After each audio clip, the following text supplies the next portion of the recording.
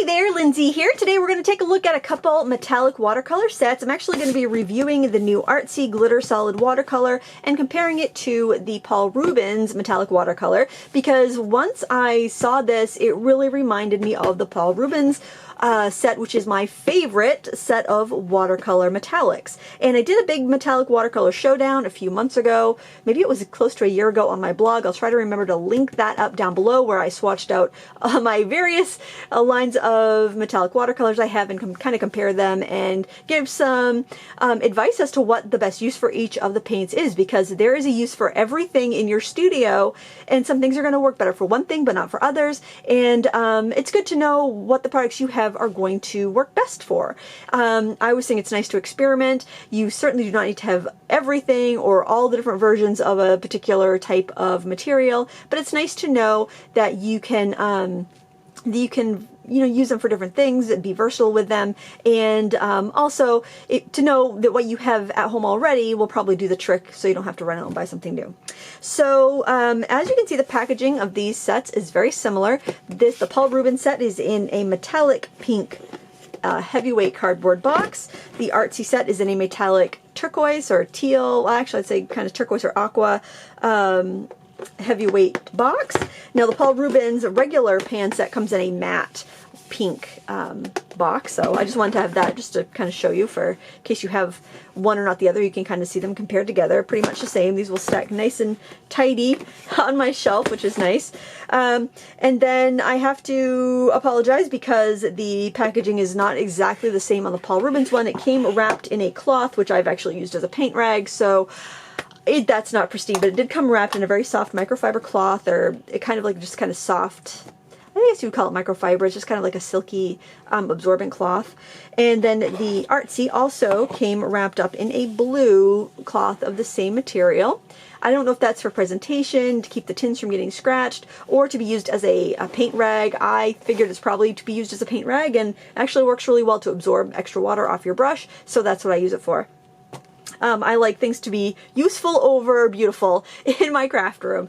And if we look at the two palettes here, we can see this one's got 4 divots on the top for mixing. This one's got 5. The Paul Rubens logo is screened on one of the divots, and the Artsy logo or brand name is on one of the divots here. I'm going to zoom out just a smidgen. Excuse the messy table. I've been doing some crafting this morning and I've got glitter everywhere. So there's that. And this also helps you lift the tin out of the box. I don't know how many people keep the boxes. I do, just because it keeps the it's easier to store the palettes. They don't slide around as much as like regular ones do. So if you open up your palette, you've got the larger mixing area here, and then you've got 12 smaller divots there, and then of course underneath you have got another area you can use for mixing, and a pull-out area for your trays, for your pans. And then in this one, very similarly, you have you got 5 larger divots for mixing here. You've got the 4 big ones here. You have the pull-out tray, and the bottoms of the palettes look identical pretty much. Pretty darn close there. Maybe the walls are a little bit bigger here with thinner partitions, but you know, it's essentially a 24 half pan box that you would be able to get anywhere. This one does have room down the center for you to put full pans or half pans sideways. So you can actually, you know what, I'm not going to guarantee that you can put a full pan in there. You can put the half pans in sideways. The pans are a little bit different. I'll just show you that. They don't seem to have been filled at the same factory, which is what I was kind of wondering about. Are these identical kits just with different color outsides? The pans are different sizes. The Paul Rubens has their typical straight down pans with rounded edges. This one has more of like the Winsor & Newton style pan that's got the slanted edges. It looks like it might be, no, I'd say they're about the same size. Maybe a little bit narrower on the bottom. Very tiny difference, but because I've noticed that Winsor & Newton pans sometimes feel wiggly in other boxes. So, and I think it's just because they're a smidgen smaller, and I can fit those in my portable painter, and I can't fit all pans in my portable painter. So the pans are a little bit different. And yes, you have room to put some more paints down there. The Artsy set came with a water brush. And now let me caveat this with the fact that that I got these about maybe a year ago, and I just got these. So sometimes companies change up how they do things. If, for instance, both of these companies ordered or had the same manufacturer make their sets for them, then those things can also change a little bit over time. I've noticed that sometimes when I review a product, then like 6 months later, they will have changed something, and then someone will ask me, did your set do this, or did your set have that? And they've just changed it. It does happen quite frequently. I notice with a lot of the products that that are sold on Amazon from the smaller companies that have them made over in China, I do notice that things change more rapidly on those products than products that come from kind of the bigger, more notable art suppliers that you've heard of for years and years, and you can find in stores and whatnot. Okay, so looking at the pans, if I kind of tip them to the light, you'll see like the finish on the pans do look very similar. The color selection does look very similar. And when I was looking at the paints to kind of determine whether if I thought the same colors were in each set, I noticed a couple things. So I'm going to grab the Paul Rubens. This is their chart they send you to fill out.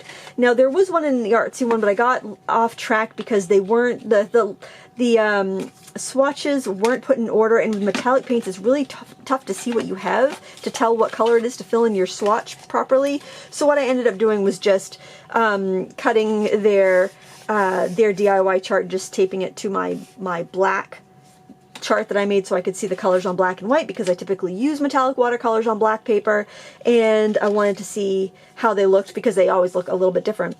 But I did take the Artsy color chart that was printed, and I compared it to the hand color chart that I had from my Paul Rubens paints, and color number wise I noticed that all but 2 of them from the Artsy set were in the Paul Rubens set. But what I also noticed is that the colors in the Paul Rubens set, some of them had a very sparkly finish. Now 2 of the colors that had a real sparkly finish are ones that were not in the Artsy set. But and I also noticed overall the ones from the Artsy set did not seem as glittery. So if we use the black ones for an example, I can notice like some of these colors here definitely have that kind of burst of glitter to them. Like that has a real strong burst of glitter, where these are more pearl, and they're not quite as reflective. And what this reminds me of is, if you've ever used metallic gouache, it's shiny and it's super opaque, but it doesn't quite have the shine that a metallic watercolor does. And that's what these feel like, a metallic gouache, and these feel like a metallic watercolor. That said, it's not a humongous difference. So if like you had this and you're like, oh, well, I like more opaque colors, maybe I should get those too. Well, maybe, but I don't think it's that big of a difference to really justify having both of the sets. You know, like if you look at that blue and you look at this blue, and granted it's a pretty small difference, but and I don't even know if it will show up on camera even, that one is more reflective than that one. That color is more reflective than that. These being the Paul Rubens on the left and the Artsy on the right. So it is pretty small. But like I noticed that aqua, that's more reflective than that is. It's funny that they use the exact same colored numbers. I'm just wondering if maybe the same manufacturer makes both of these sets, and maybe this is the student line and this is the artist line, or this is the gouache line and that's the watercolor line. I'm not sure. They are certainly very comparable. Some colors I prefer in the Artsy, like this gorgeous color here. It looks like on white paper you see this turquoise pretty colors, and on the black you see gold, but then if you look at that one next to that green, they look identical on the black. You know, so, and just like some of these colors just look so similar. You'll see that in these too, that some of them will just look identical on black or identical on white and not have that difference. So that's why it's so important to swatch, so you know what you're going to get for your project. So if you're making like an embossed panel on a card and you want to swipe over some metallic color, you want to know what that's going to look like, because it's not going to look the same as it does on the white. You may think, oh, I want that green on my black cardstock, and then when you swipe it on, it just looks gold. You know, you want to have that accurate representation. With watercolors, it's really important. It's especially important with any of these interference colors or any of these metallics that just show up differently. So I would say the quality-wise on the palettes are identical. There's a little bit of a bonus where this one comes with a brush, but there's also a bonus where this one has a wider channel in the center. If, say, you want to put some regular watercolors in there and just have that as a to-go travel painting palette or crafting palette, and you just want to kind of keep as much as you can in one case and not have to bring anything else. I really like how this palette has 5 larger wells. And you know, I think you could probably just pull this insert out and put another insert in if you wanted to use this palette with other paints that you have. That's a 24 pan set. They're all pretty standard. In fact, why don't I just grab a 24 pan set and we'll see. So I'll just grab this Sennelier one. That way we can see. Sometimes, you know, I've noticed that before with like one palette that I had, that it's like it was just short enough that I couldn't fit like a different one of my other trays in it. So I'm just going to pull this out and see. Can we fit a Sennelier tray in there? Yeah. So, and if the Sennelier one fits, anything should fit, I would say. So yeah, you definitely can customize it. But this is like the Sennelier tray. You can see it's got the pans like that, but it's got the big wells like that. They're all pretty similar. Any of these travel tins. See, this is all scratched and scuffed up, so maybe that's why they put those cloths in there, just to protect your pans. But this one's been in planes, planes, trains, and automobiles, and it's been all banged up. Actually, I don't know if it's been on a train, but it's certainly been banged up over the years. So I would say tin-wise, the same. Paint-wise, I would give an edge to the Paul Rubens. The Paul Rubens, I think this set is around 50 bucks. This set's around 40 bucks. So you are paying $10 more for this set, but it does have more reflective properties than this one. But that said, it's a very small improvement. So, you know, if this is in your budget, you're really not missing out on much. I do love the glittery aspect of some of the colors in the Paul Rubens set. The Paul Rubens set is still going to be top of my list as favorite metallic watercolor set, but this isn't bad. But again, it's still 40 bucks, and that's definitely something to consider when you are looking at buying paints. I'd say these are a better quality than the Niji watercolors or the Cosmic Shimmer watercolors. These would be good for dark paper, whereas like somebody asked about twinkling H2Os, how do those compare? I think those are fantastic, but they're definitely not as good on dark paper as they are on white paper, but they're super shimmery on white paper, which is kind of weird for metallics. So they're all a little bit different, but you certainly don't need them all. These are definitely more opaque, I would say. It almost seems like the pigments are either ground finer or they have some opacifiers in them like a gouache would have, because I do notice this little bit of it's reflective, but I see like a little bit of a cloudiness or a little bit of a chalky residue in some of the colors. Now if I didn't, and this is the thing, before I compared this to the Paul Rubens like directly side by side, I was like, they're the same. But then when I actually put them side by side, I was kind of like, well, you know, I can definitely see that these are shinier. And I also felt like I might have put more down on this swatch than I did that. So I feel like those cover a little bit more, maybe go a little bit further.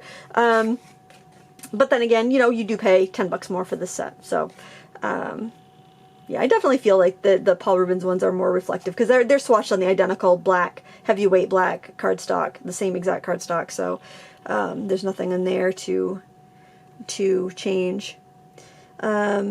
So yeah, pretty darn close. I do like the teal tin, I have to say. I think I prefer the teal tin to the pink tin, but that really doesn't end up on your project now, does it? I think that both brands are a pretty good value.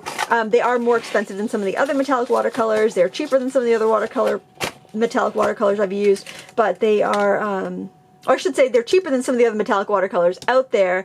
I don't have the fine tech, so I can't say on that, but I think either of them are good choices.